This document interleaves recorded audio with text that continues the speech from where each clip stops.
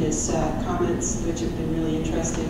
Gilles is from CNRS, but also Aix-Marseilles. And so it's wonderful to have you here, and welcome, and we look forward to your talk. Thank you.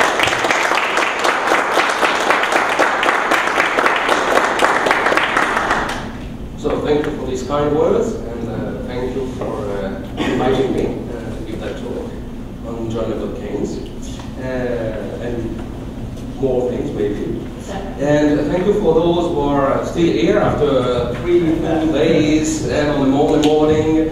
So thank you very much to make the effort and be here to listen. As Sandra Bert has already said, I will take the opportunity to make, before we start the real thing, to make some self-presentation and some presentation of those French institutions shortly, but maybe usefully for some. So I'm a full research professor at the French National Center for Scientific Research, we put it in strange order in French, and I'm a senior member at the Aix-Marseilles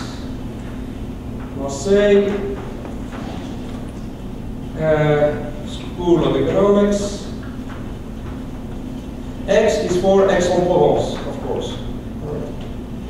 And this is a section, let's say, the special place for economics in the new reorganized framework of French universities, the Aix-Marseilles University.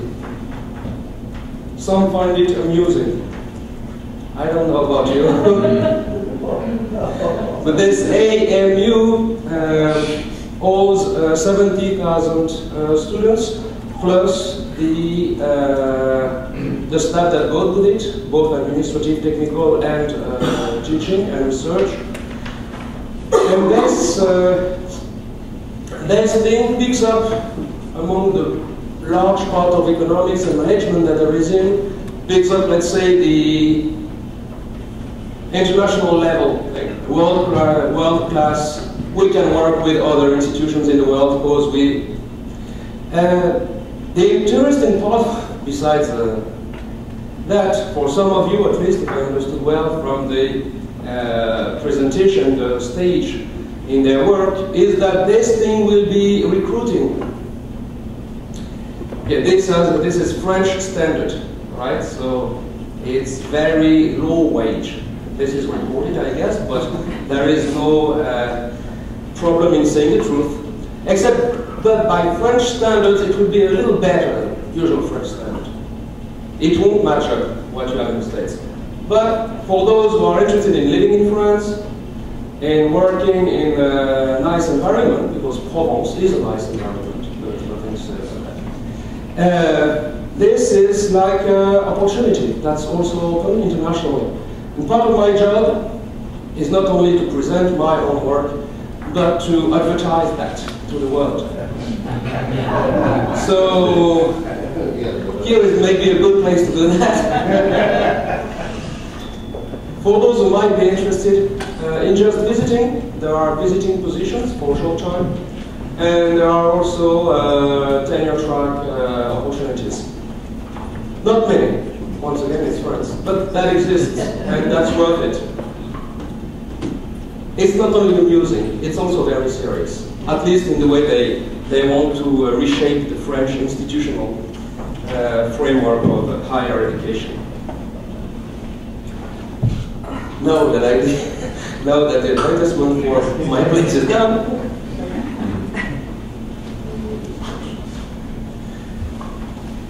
I've come to the advertisement for myself, which is already on the PowerPoint.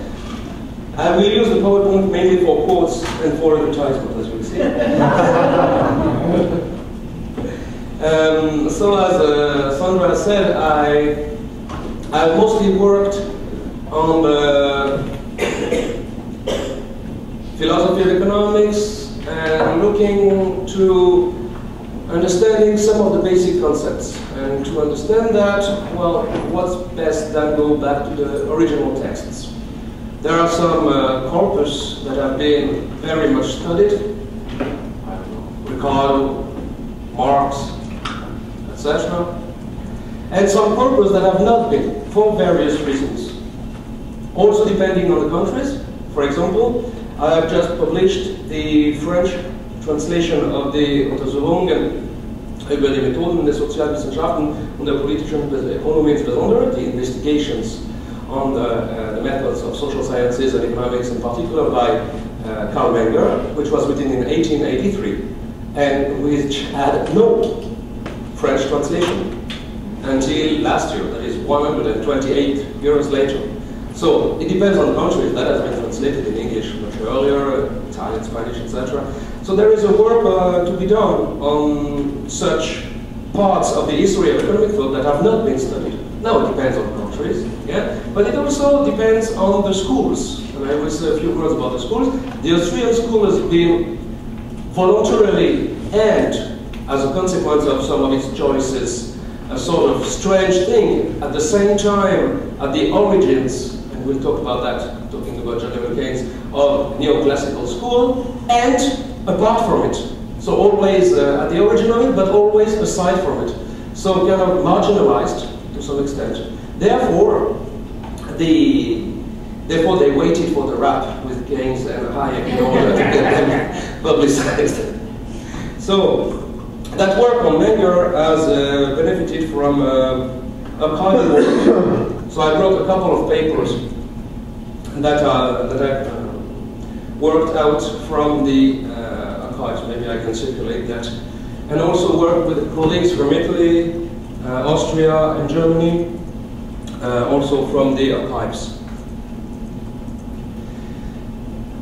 And the main results I have put in this book. So that will circulate too, after all.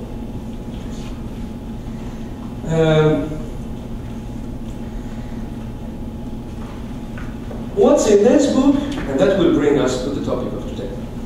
What's in this book is the external, exogenous criticism of classical political economy by, let's say, the German-speaking people. German school, especially the historical school, but not only, the philosophers, starting from when Smith proposed some kind, and that will be much discussed later on, of laissez-faire system, while Fichte, Johann Gottlieb Fichte, the German philosopher, proposed geschlossene Handelsstaat, commercial but closed state. So here we have two different possibilities, two openings for the history of political economy. Well, Smith is much more well known for that than Fichte, but Fichte can be read as some kind of criticism or other paths, alternative to the classical school. So the point of that book is what was the spectrum of possible oppositions towards the classical school and how it brought classical school to an end. How in the end, and the end for my purpose is Menger, how the classical school found its foes and indeed was in the end, well, closed to some extent as a chapter in the history of economic thought. This was the external approach to it. Now there is an internal story. And the internal story I am interested as far only as the following. What happened at the end? So basically, in a way, for those who know French, the book and the talk also talks about classical political economy as l'Arlésienne.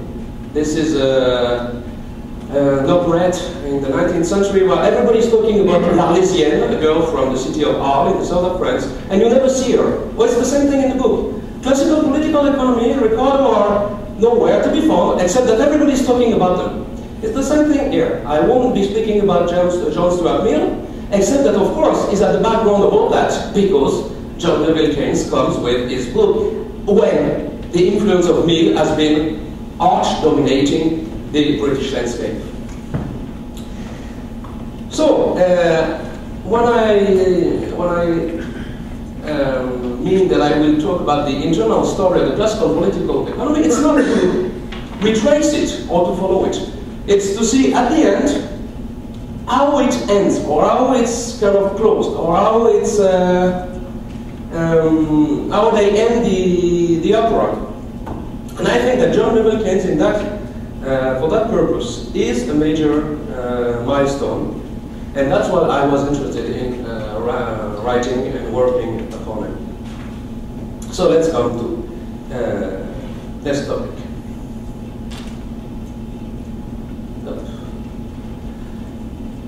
I will use two approaches. One is historical, and it calls upon the German roots of what can be found in John Neville Keynes' scope and method of political economy, as well as in some other authors of the same period. And the other approach, I'll try to intersect them. I hope that the intersection will appear clearly enough. I mean, it's a work, there is a saying in English, right? It's a work in progress. If I understand well, it means that you haven't have time to finish your paper. But now, everything depends on what if you need time or not. I mean, as I said, I'm a full research professor. I have plenty of time to do whatever I want, just as freely as I want. I have no pressure, like some of you still have. So I don't care. It might take some time before. Just that warning to tell you that what's on the internet, and of course I allow the Summer Institute to post it as they want, of course, is really unfinished. It's not work, but it's a work in progress because it is unfinished, and really unfinished. The second approach is the methodological. From my experience with Menger and the Germans, the big thing is that they reclassify economic science at that moment. They change the terminology, they change with the terminologies the subdisciplines, they change the way to look at it, they change a lot of things.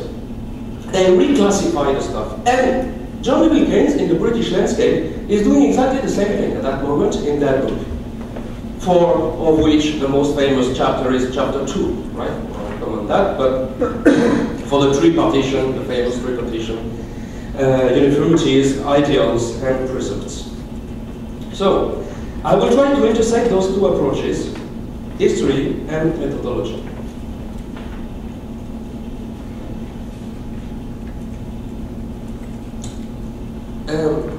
In that famous chapter 2, there is not only the affirmation that the assessment of those three lines, uniformities, positive economics, ideals, normative economics, precepts or prescriptions, well, let's say applied economics, and to talk after we'll say something about what applied means. Of the chapter, just after he puts that up, he talks about Wagner, and he talks about the German endeavors to classify the science. So all throughout the book, the influence of the German authors is really not only acknowledged, but used as the basis of his own views, of what he wants to put forth. In that way, the question is, well, if he's using so much of the Germans, isn't it because he shares in the same project as they had, that was to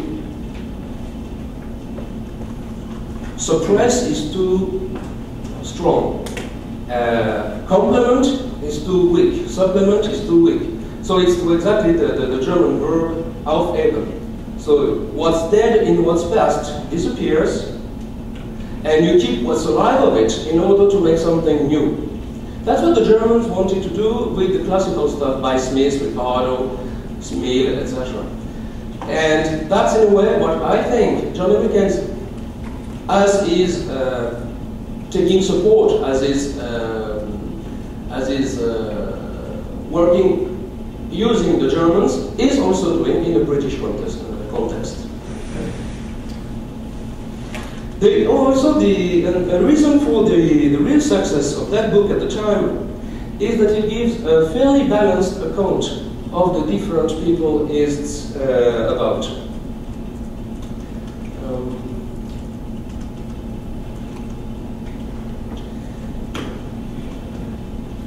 starts in the introduction with there are two big schools. The British school, classical, Manchester liberalism, and the German schools, who is what I've just said, unhappy with that situation. For us, coming later on, and for myself, having studying Menger especially, there is also the Austrian school, but in the book you have only footnotes on the Austrians. There are only a couple of footnotes, a couple of passages where he mentions Menger. So what's happening with the book in its time, even though it's 1890, and as I will say at some point, 1 year after Marshall's Principles, it's looking back in retrospect in some way. And that look in retrospect gives us the impression that John Neville Keynes is assessing a situation that's already passed.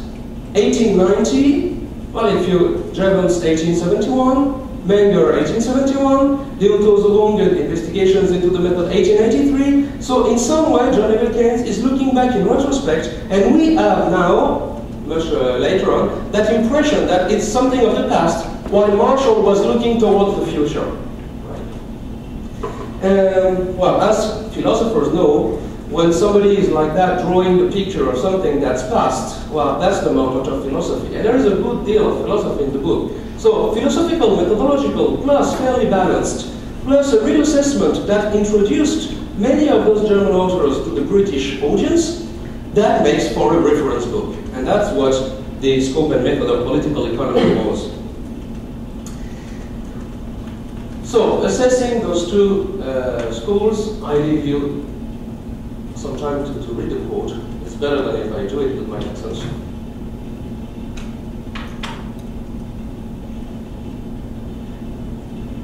And there is some qualifications to that opposition, right? So the Austrians being a part of not being really studied in that book, there are the Germans and the Brits. Still, things are not that simple. First, the doctrine of method set forth by the classical was not all that simplistic.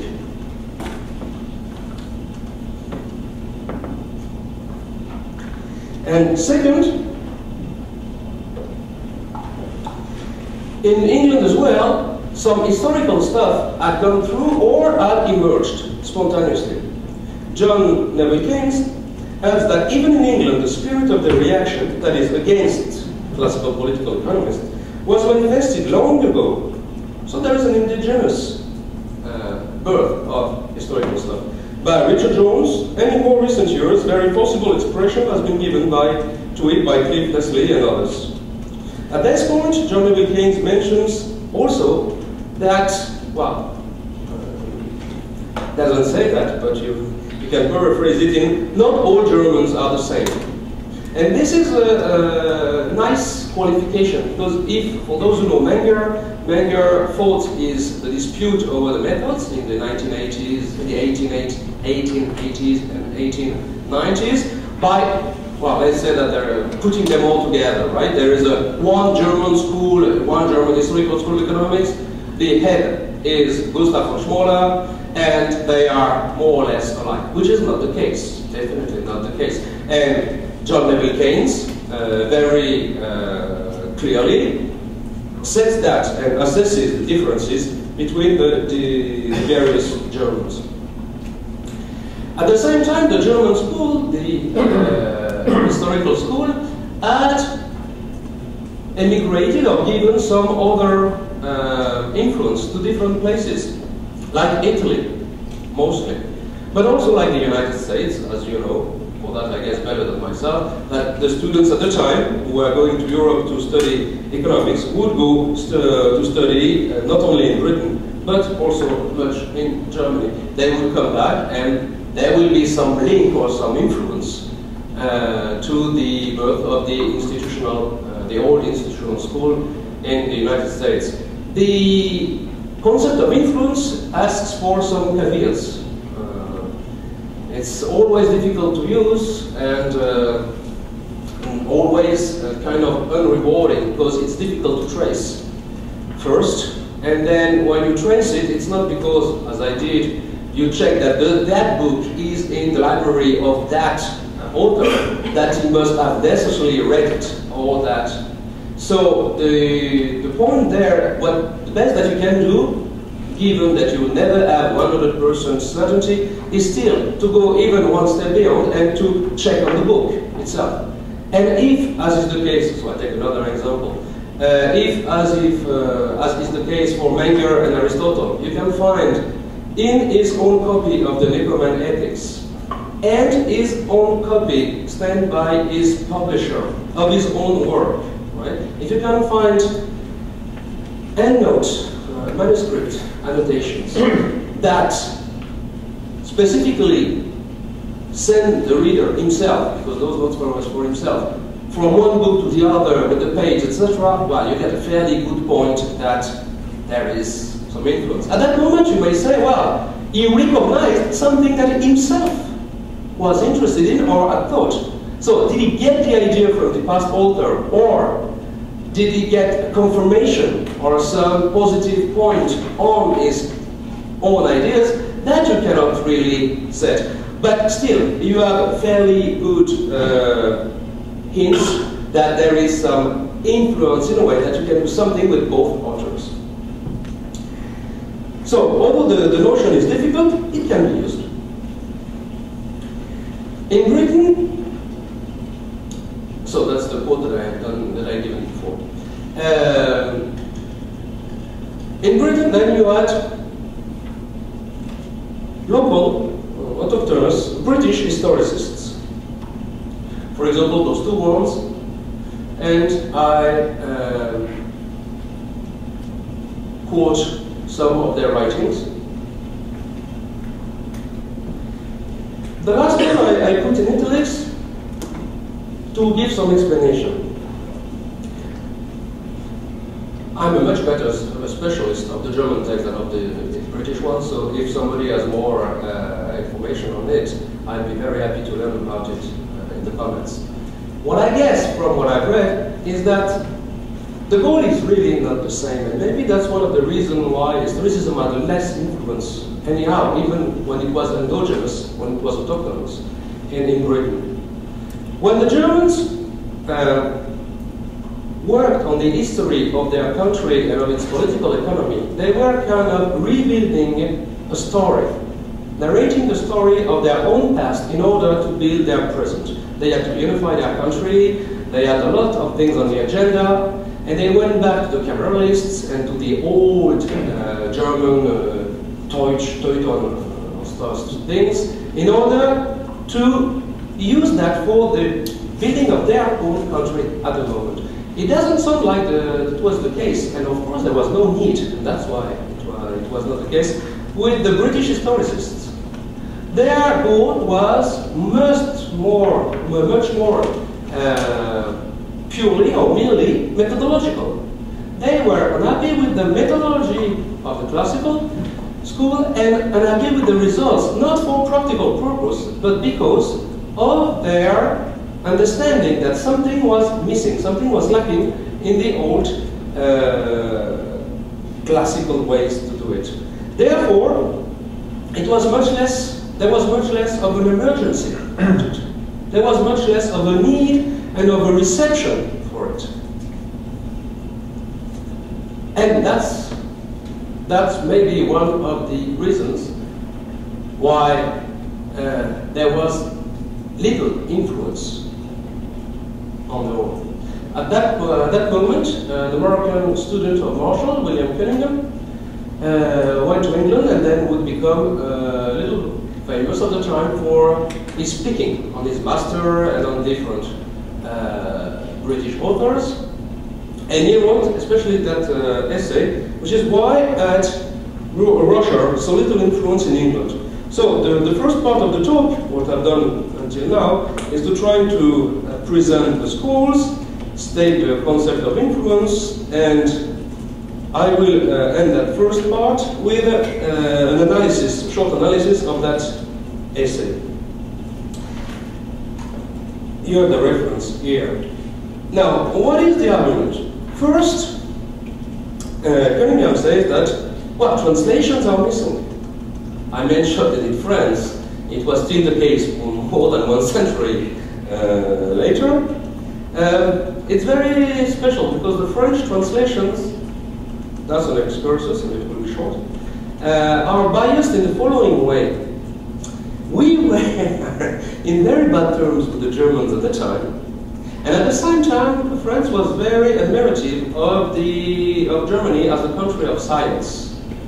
And the language was known, which is not the case anymore, unfortunately, by the academic elite.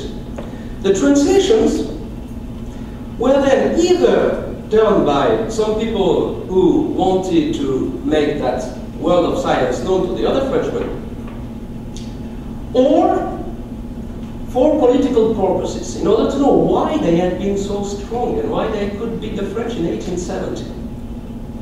So you have, if a text was not regarded as a masterpiece of science or as useful politically, well, it would have many probability to be left aside and not to be translated. So you have a very selective process of translation, but there is translation. That's for the French case. In England, according to Cunningham at least, translations of the works of Osher, so V.M. Osher, the founder of the German Historical School in the 1840s, are missing, simply missing. So that apart from some individual students and those readers of the German language, and then I quote, who ventured as far as those texts hidden in the transactions of the Saxony Royal Society, then the English public would have been untouched by those texts. So, one point, the material is missing. As for any of us who has worked in the archives, we very well know how much the presence or the absence of material is of a tremendous significance and consequence to what happens in some academia. I've worked on the archives of Menger in Japan, and in Japan, as you may know, there is a kind of Austrian school. It can all be traced back to those archives, although they have not been studied in the way that they should have, etc. Well, there are many things to say. Still, the presence of an Austrian school in Japan, puzzling at the beginning, well, it can all be traced back to the fact that there was that collection at that moment. So, presence or absence of material translated or not. Second, at the same time that Russia published his first opus, the one that restated the history of Germany within social economic frame and German social economics into a historical frame. It worked both ways. At the same time, well, there was John Stuart Mill's Principles of Political Economy in England, which swept everything away and which was deep, as we said. So Mill's presence was enough in order to do some containment policy against the influence, at least as far as Cunningham states it. The third thing would be the influence of academic institutional world. That is through the examination system, through what he calls academic fashions. Basically, what we still nowadays complain when we say that there is a mainstream and you cannot enter nice institutions if you're not in the etc. Well, the same thing worked in the 19th century, except it was for Britain, and not for the United States. And that this kind of fashionable economics at some time is a reason enough to, well, prevent some influences from coming in.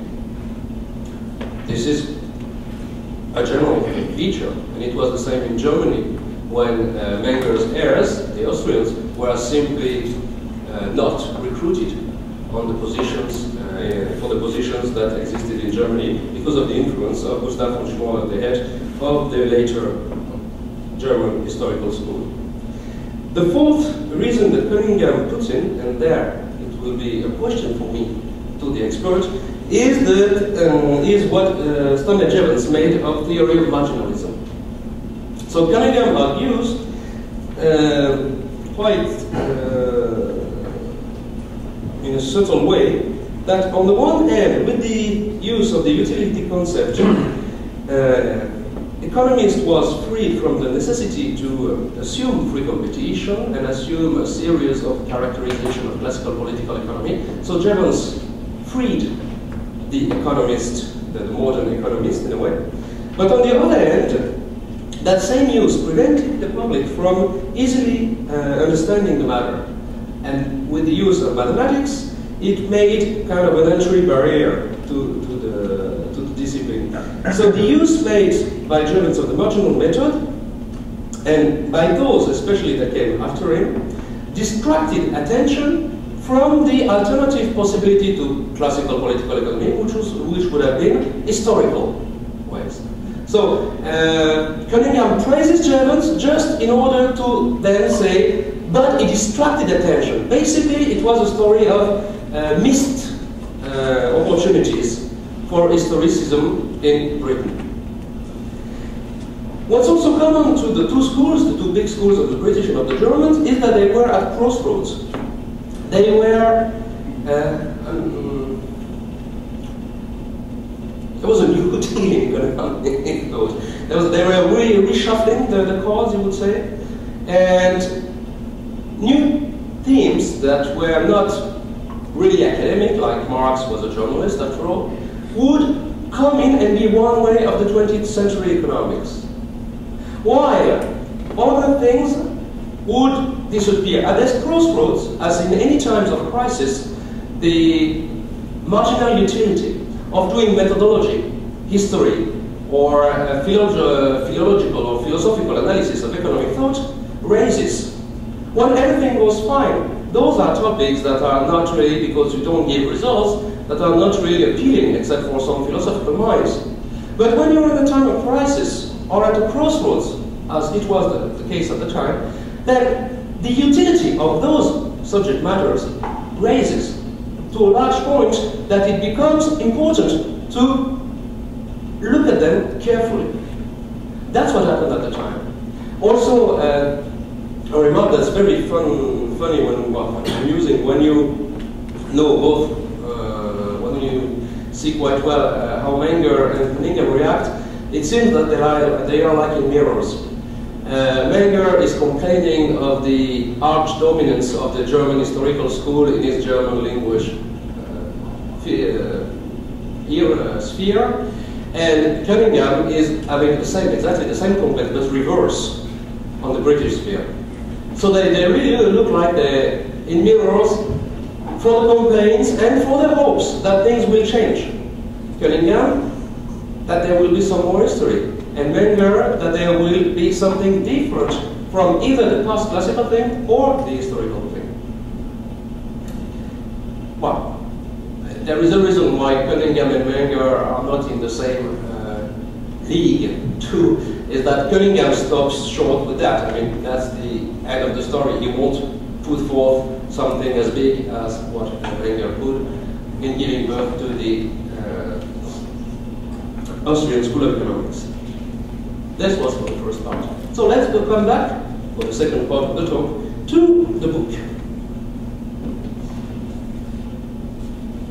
I have already mentioned the impression that it created at the time, being both reference and kind of looking backwards. Looking at what had been the case, what had been achieved and assessed by the different authors, both in Britain and in Germany. And it's not the only source, of course, that there is for the father. Keynes is the father. When I say Keynes, it will always be the father in the present context. He also wrote the entries for the Palgrave. And those entries are kind of the result. You see the process in this book, and you see just the results in the Palgrave articles. So it's interesting when you read first, as I did, the articles, to get back to the book, where you get the process, how he built his understanding of those different entries. How behind most of them in the process you can pinpoint the German authors. So I listed them here, and going through them will take a little too much time, but we're at the time of the comments. If you have any question about some of them that you want especially to, then I might comment on those. You'll know some of the names. Some of the names are less known. Wagner, as I mentioned earlier, is really interesting for that purpose. Chapter 2, when there is that famous tripartition of political economy in positive, normative, applied, practical, Wagner is at the background of that. And it's explicit with the reference, with where to find the text, why, for, why, what, for. There is something also that needs to be, and appears only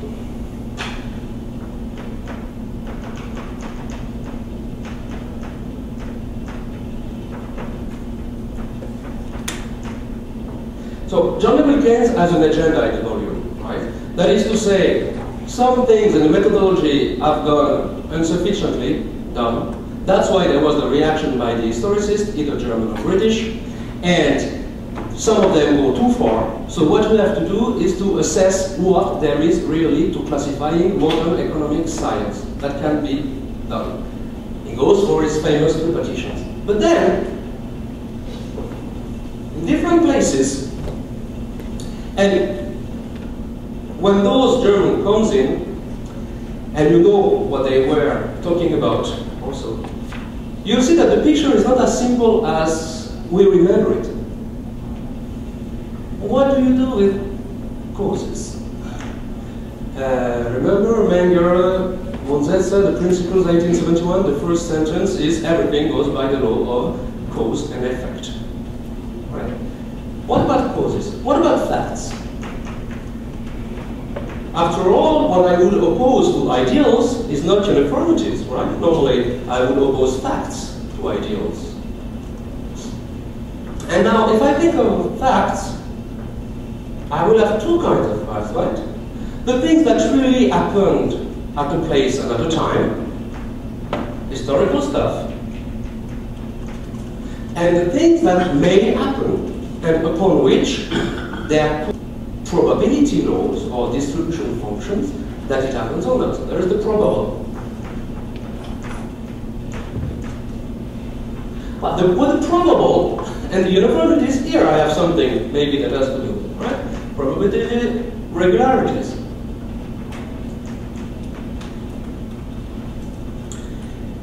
When I have precepts, those could be really derived from ideals, but they also have to be linked to some analysis of the facts. Plus, are those precepts the same thing as counseling? What is the nature of applied economics here, if it's what they do? As a matter of fact, there would be other notions to put in. What could be done, and what is not yet done, as I said, it's unfinished, but I think it would be interesting what, is to take the main names here, adding Menger, of course. I didn't put him because he was in footnotes, as I said. And make a grid. So, let's say, who is getting what there? So, uniformities, regularities, positive economics, ideals, and precepts. Here we are, John Neville Keynes. But it's very much less clear in the book. Well, the causes will be there. If there are uniformities, there will be causation of those uniformities, right? But The causation of ideals, what is it? There must be values around it. If you're looking for ideals or for values in Menger, you won't have them. Why? Because he doesn't want modern economic research science to be so-called ethical science, or to get into the impasse of what the German historicists did. Right? The German historical school, just a reminder, they wanted themselves to be called the eine ethische Schule, der Nationalökonomie. Yeah? An ethical thing. And that's what Menger doesn't want. So you don't have that. So is there something like normative Austrian economics or not? At least in the founder. Because it may be a different story with the disciples. I don't give any answers. I put the problems on the table. Uniformities, of course, those are the laws. But the laws refer to what?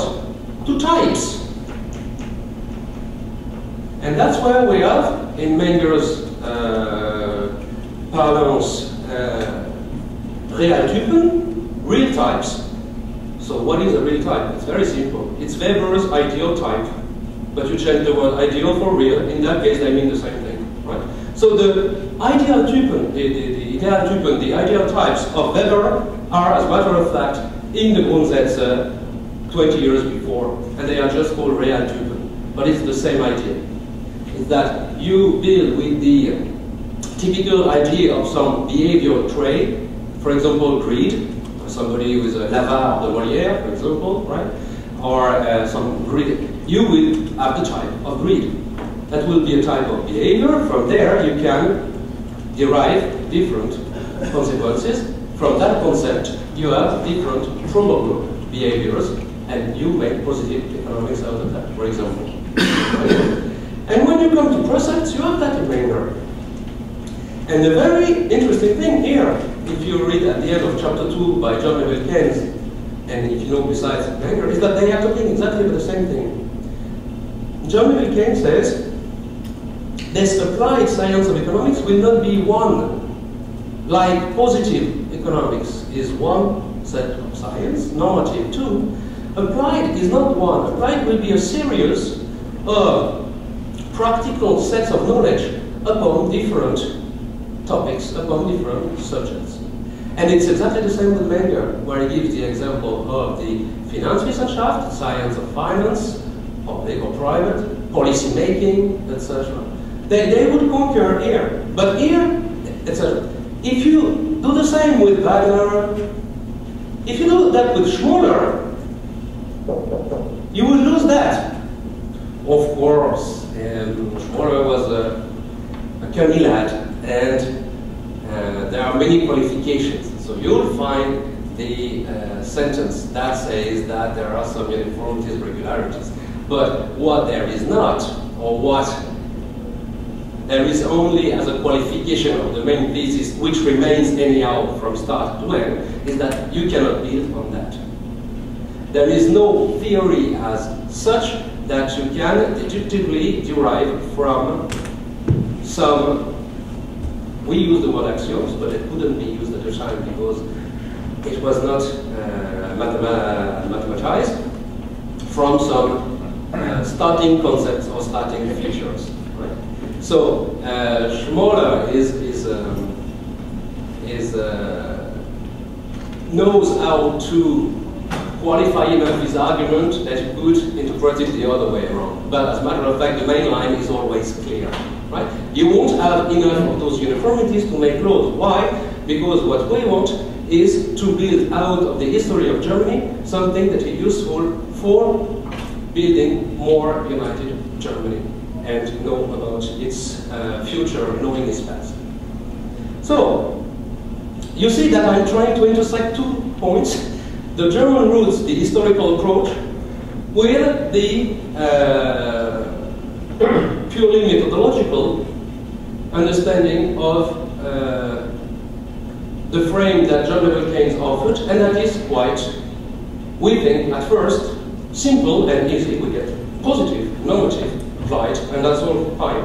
Well, when you go to the roots of it, you see that there would be more things. It's less obvious that it seems at the beginning for us coming after, and from the very finely written articles in the paragraph. So that's the point that I wanted to make, the thing that I wanted to point out. Looking at the time, yes. So I go on. So once again, maybe it's disappointing, but there is no answer, and you see that even it's not finished. So it's more puzzling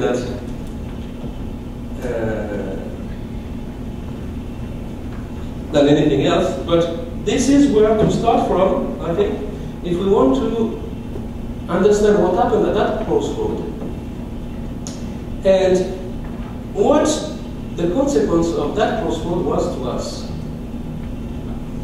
Here you have a simple example on taxation. An optimal taxation is today in the States, both in France as well, a topic of major interest.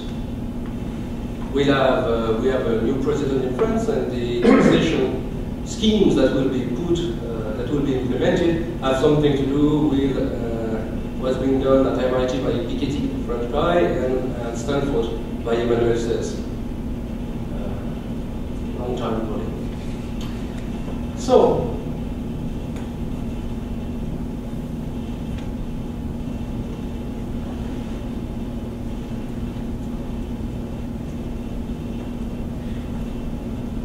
just a word for that. This is to illustrate what I've just said before, but that part, which you would call ethic, and that part, which you would call the art of political science. An argument that can be made is that we have lost one or the other part. And why and how that happened? Nowadays, in some, I gave the example at HES last week. The next speaker, and Dave Colander, gave a paper about the present discussion between, on the one hand, Hillary Putnam and Walsh, and on the other hand, Sir Das Gupta. Some kind of, I would say, but I am wrong, I know it's also because I have not read the text enough, a confusing and confused dispute about what happens when facts and values are entangled at the ontological level, maybe disentangled at the epistemological level, but you don't pay enough attention to what is ontological and to what is epistemological. And when you are in that situation, Dave Colander and the next speaker argued that you can have maybe some way out using applied science, applied economics by John Neville Keynes. But this is not science, this is an art. So what's been lost is the art, that's the title of the book of Colander, not for another reason than that. What's been lost is the art. What economics would be positive, descriptive, or normative ideal. And they have forgotten to think about the art, but what they are doing is the art, so they are in a contradiction.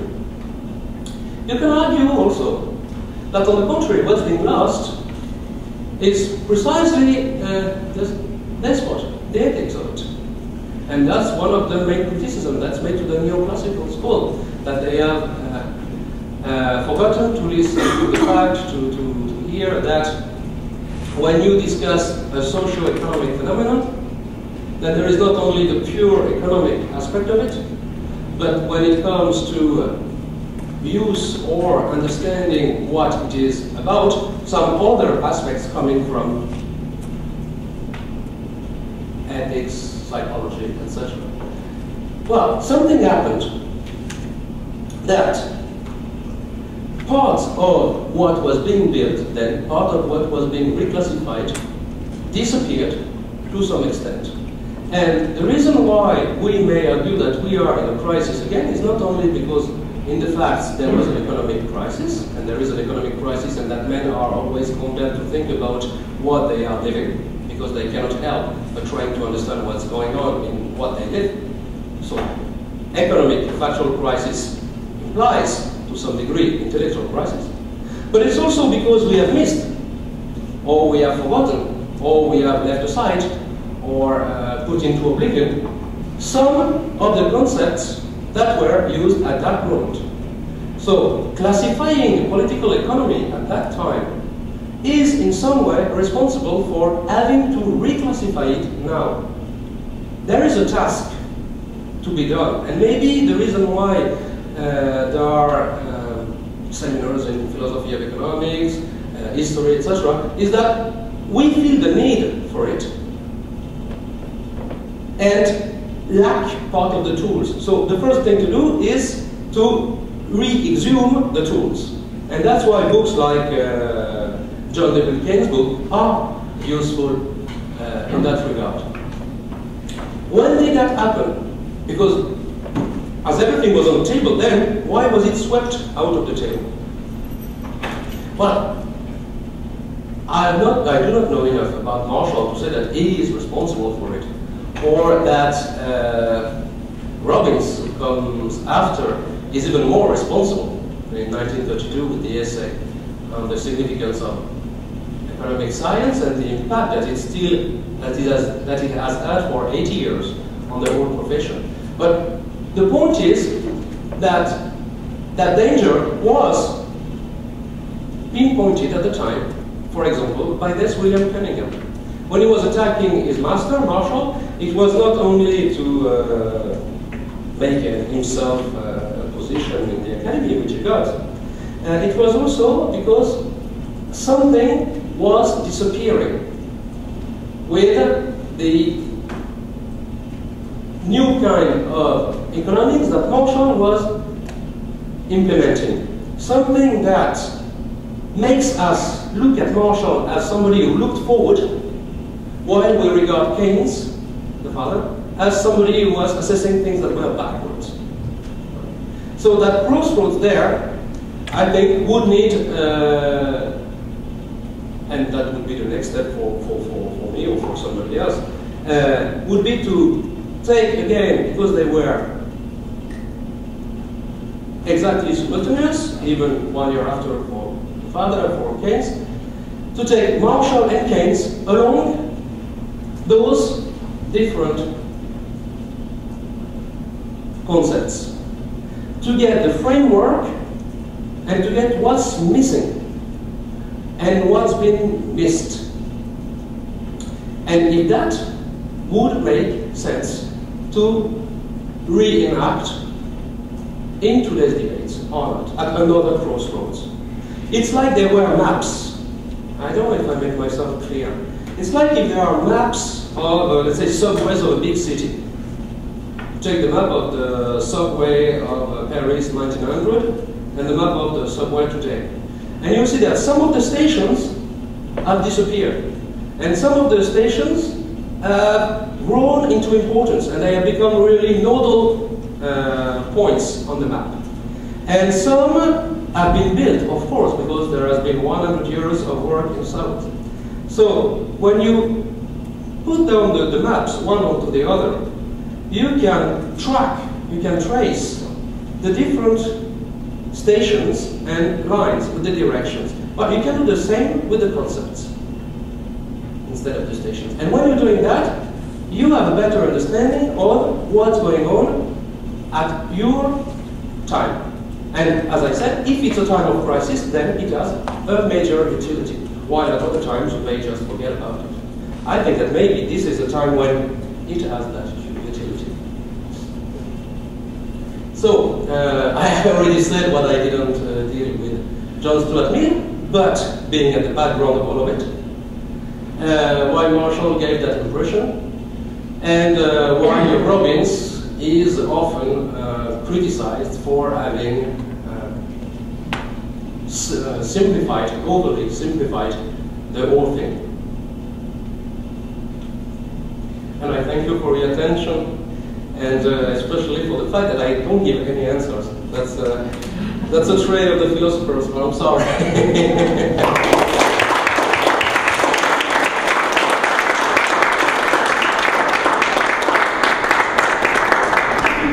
Of course, questions and comments.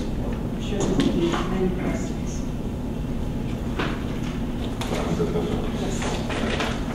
Well, thank you for another stimulating talk in this series of many stimulating talks.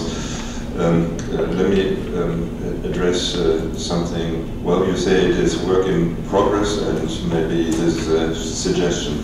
You said that you were looking for the roots of John Neville Keynes' work, and when you look at the tripartite division in the art, the ethics, and the science of economics, I wonder why you do not relate this to Hegel's theory, especially since you are such a good scholar of Hegelianism, and you might be aware that Hegel divided the modern state into these three moments of the Sittlichkeit, of moral, the legal, and the material. And the material was really his critique, his critique of the bourgeois economics, Adam Smith, and classical economics, was that he said it is a mere science of need and greed, as you might translate it into English.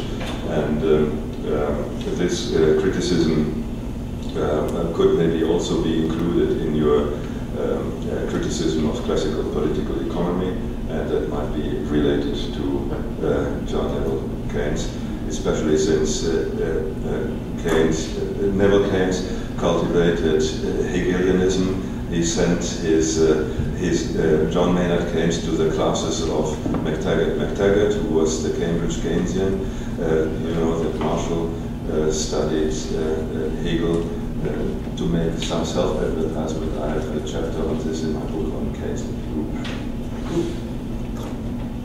Yeah, thank you very much for the comment. I'll tell you why I don't do it. There are two reasons. First, because I have the idea that I can use the logic of essence of Hegel with what Menger says of the nature of value. And that I want to do something about it. So this is different. I have that in mind, and that's why I didn't put Hegel with the Brits. But, of course,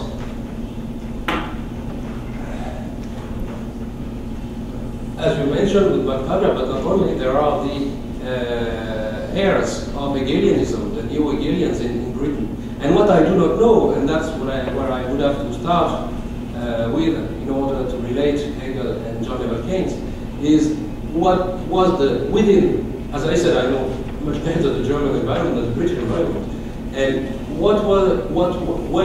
whether there was a link between those new Hegelians in Britain and John Neville Keynes.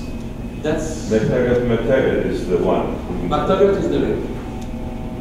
So he was coming from that environment. Well, I didn't go into MacTaggart. Yeah, then that would be the thing to explore in order to do that relationship, historically wise. Otherwise, for the so historically wise, that would be the thing. For the internal consistency and, as you say, legal, etc. Yes, but this is a framework that you can apply to so many people who were Hegelians or who were not, or who say that they were not. Gustav von Schmoller against von Treitschke stipulated, we are not Hegelians, we don't want that, etc. Right? But when you look at the concepts and the framework that Schmoller uses, even the Kooperationen and the role of those intermediate bodies within the German state that could be built, etc., the whole framework comes from Hegel. But he says, I am not an Hegelian. He says that against Treitschke, because Treitschke understands Hegel as the Prussian conservative representative. So there are other things that come in. So if you, basically what I want to say is that Hegel's categories are so broad and so compelling that they have been the basis for all of the 19th century. So it's difficult to pinpoint one author and say, then I relate it to it. Yes, but it's true of the others as well. So what is needed is something that specifies it. So as, for example, yes, Mark Taggart, the thing would be to see how, and I don't know, I haven't read it, how Mark Taggart interpreted Hegel, and how that was influential in that context at that moment. Yeah. But it's, and the other point also is to do the same thing with Marshall, because it's known that Marshall went to Germany, etc. But for example, I haven't found the information, but maybe you have it. Who was his teacher, or who was in touch directly in Germany? Whom did he meet? Whom did he meet in Germany when he was there? With whom did he have conversations, etc. That would be interesting. Among the names that were here, who is the guy that Marshall directly met, and of whose ideas he discussed, etc. It's known that he has some link, but I don't know the nature, the precise nature of the link. Well, I'm going to move this on to David and come back to you. I'll come back on the queue.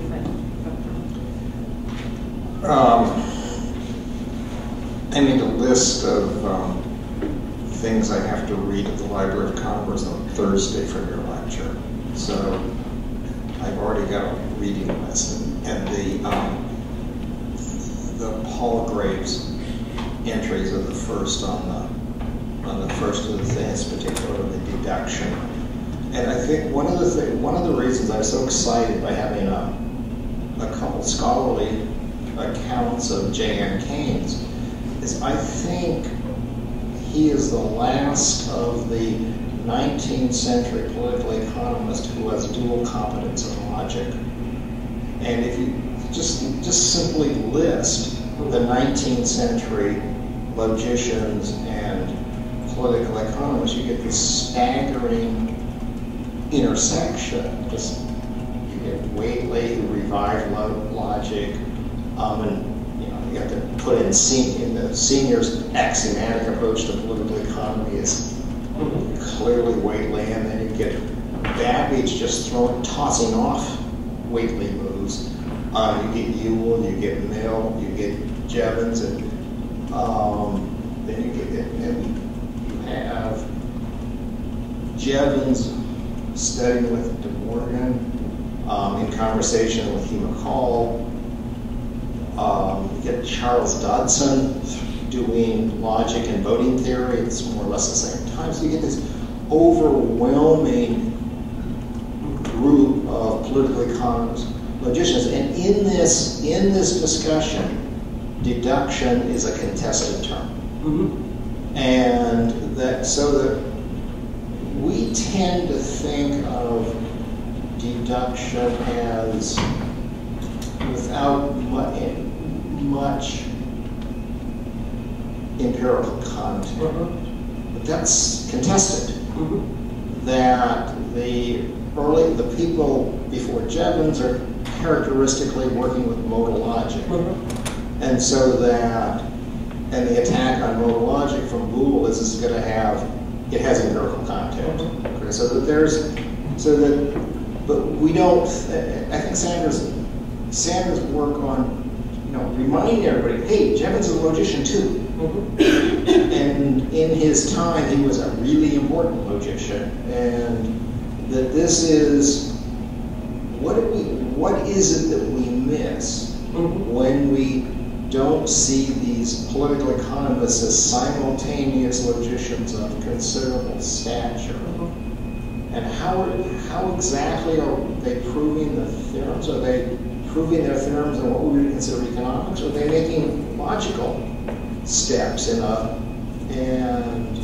so I think that we really have to think about political economists and logicians as in the same group. I think this is really, and you've got to do it one by one. We started on Whately, but it's hard, and and I think this is just terrific to remind us of this sort of stuff.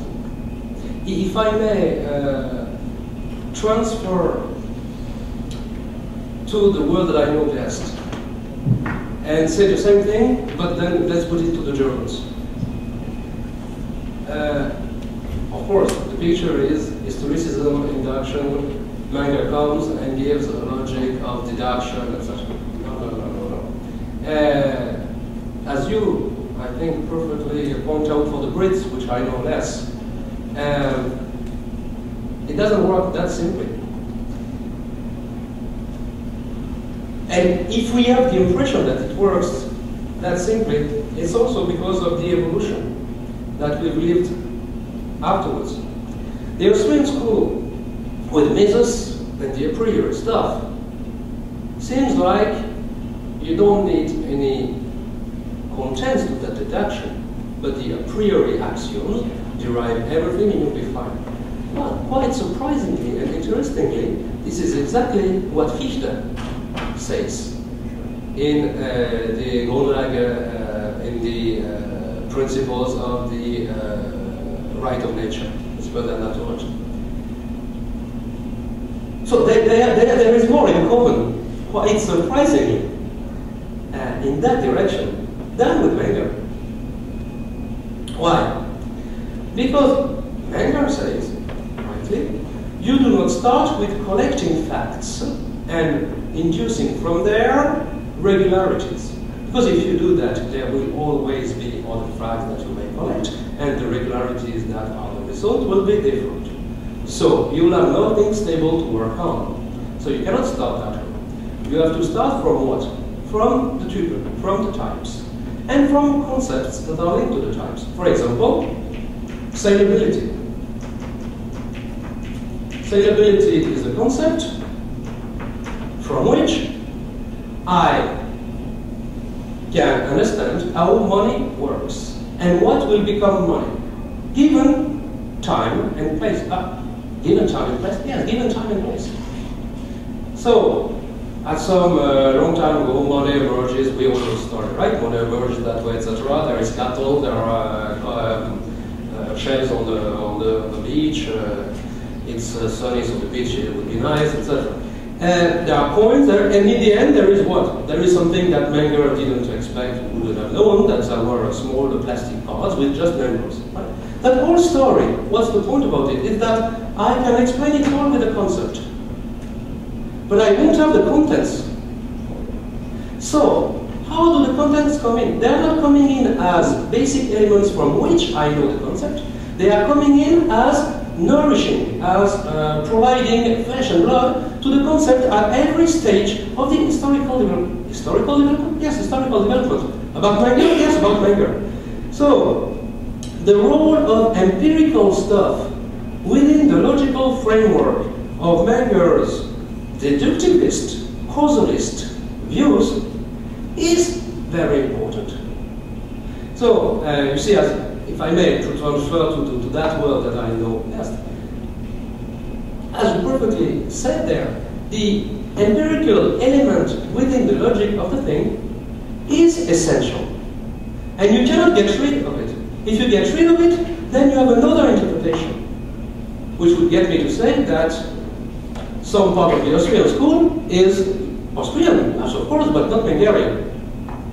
And also in the, we have also some,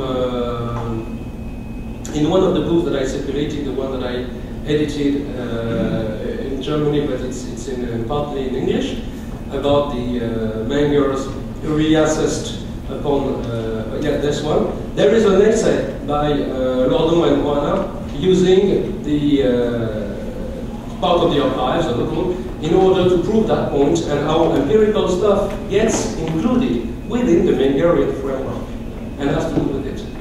So yes, perfectly true, and it's the same work to do with the Britons than with the Germans.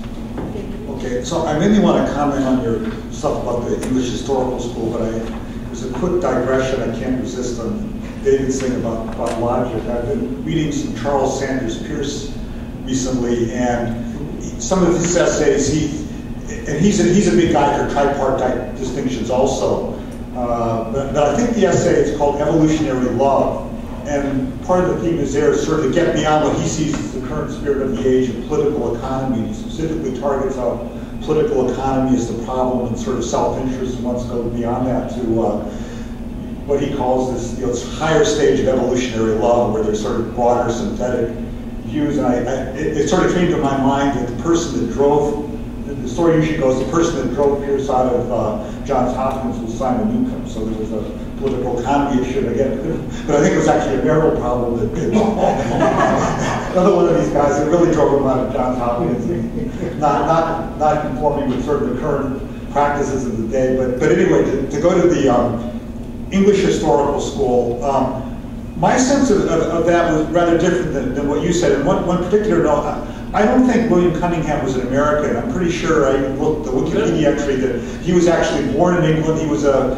member of the Anglican Church in Richmond, and I thought that he actually was one of the key competitors for Marshall's position at Cambridge. He was in the, he was, and both Cunningham and some of these other people, the one that comes to mind actually was Ashley, who did spend some time in America, both in Toronto and Harvard. I can't remember which was first. I can't remember where he went first, but Harvard and then Toronto. But I think he started off, he was English, I think. But both these guys, the issue really wasn't so much methodology, it really was ideology.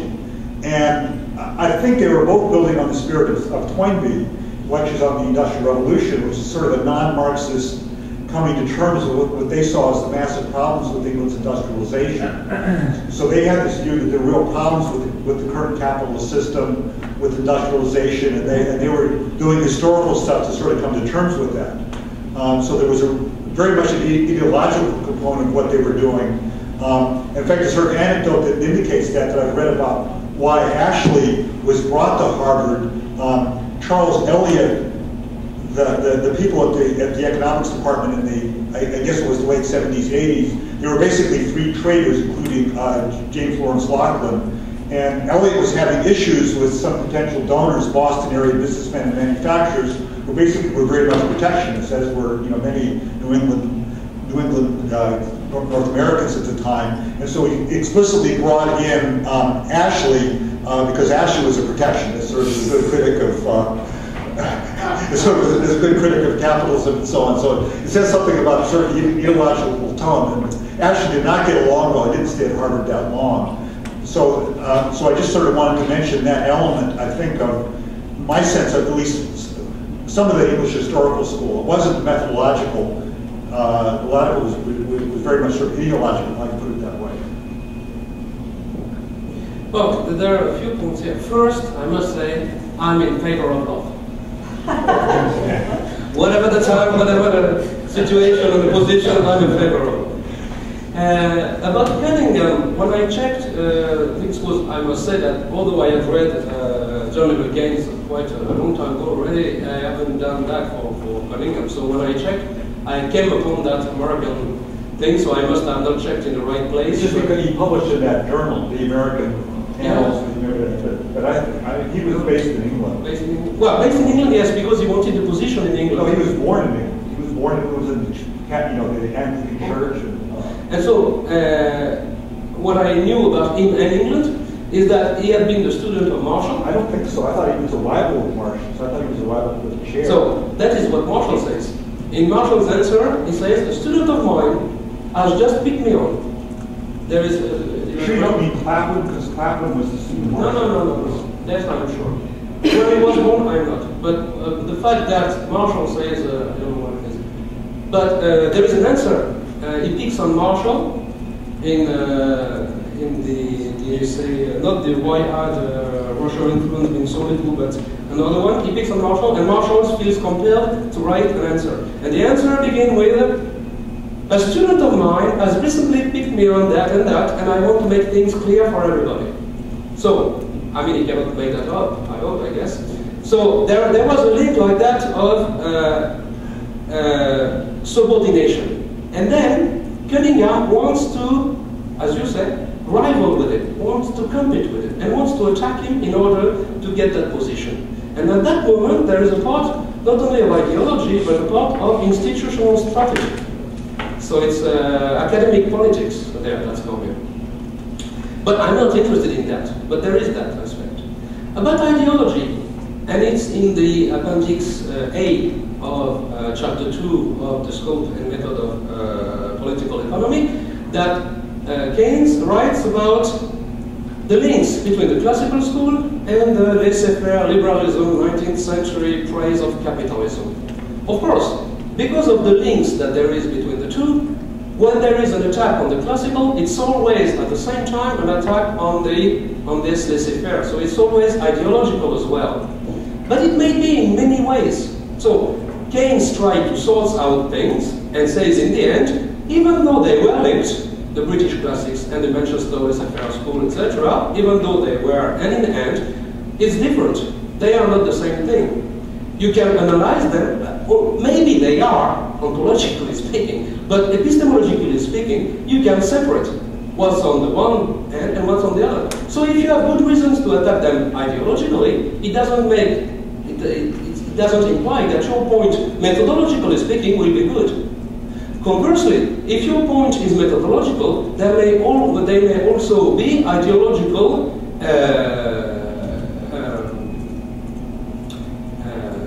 commonalities between the two. I take the example again of the Germans. Ross? I'm going to move aside, so okay. So just fast. The Germans, on that. Everybody thinks the historical school is against the classical, etc. What we don't realize often is that the consequences of the policies implied by Schmoller and his disciples are not only nationalistic and all that, they are also laissez-faire for a good part. When we look at the results of the reports of the Verein für Sozialpolitik, you see that what they are advocating is a good part of they don't call it the market, but let the forces in the society work, which was opposite to what the older Association of German Economists was advocating. They were less protectionist than the impression we have. And they were building unity of Germany, also using some of the arguments of their British adversaries. So things are not that easy, even ideologically. So I know less about the Brits, but I guess there is also some socialism somewhere coming in and all that.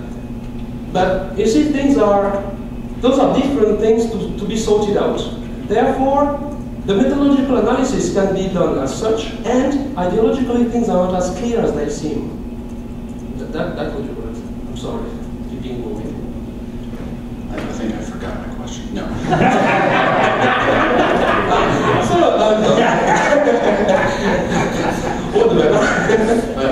I've really enjoyed your talk, and I've really enjoyed our conversations we've had over meals. What I'm particularly excited about is the fact that you brought up Rocher, because I used a quote of his a few years ago, and I wrote a paper on distributism in modern economics, and it seemed like I don't know that much about him now, and now I realize I have a long reading list too, as David has pointed out. Rocher wrote this, though, if you don't mind, I think it fits in. The isolation of the theory of political economy is peculiar to our own day. He wrote this in 1878. In more remote times, we find this study confounded with the other moral sciences of which it was an integral part. When the genius of Adam Smith gave it a distinct character, he did not desire to separate it from those branches of knowledge, without which it could only remain a bleached plant from the absence of the sunlight of ethics. And that applies to the distributists they're British, 1920s, 1930s, 1940s, when they're writing, but I'm certain they were not reading the German historical school. And again, there were affinities between their writings and one of the earlier talks, the ordered liberals. Okay. I don't know if what I'm going to say answers your question, or even if you will like it. But